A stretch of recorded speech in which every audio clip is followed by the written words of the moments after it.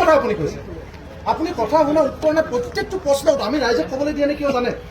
বিশৃংখল সৃষ্টি হ'ব। ৰাইজৰ প্ৰচণ্ড খং আছে, সেইকাৰণে আমি 5জন মানুহ আগফালে ৰৈ আছো। উকলুঙা কৰি ভেঙুচালি কৰি কথা নক'ব। ৰাইজক যদি ক'বলৈ দিওঁ এটা প্ৰশ্ন উত্তৰ আপুনি দিব নোৱাৰে, হয় নে নহয়?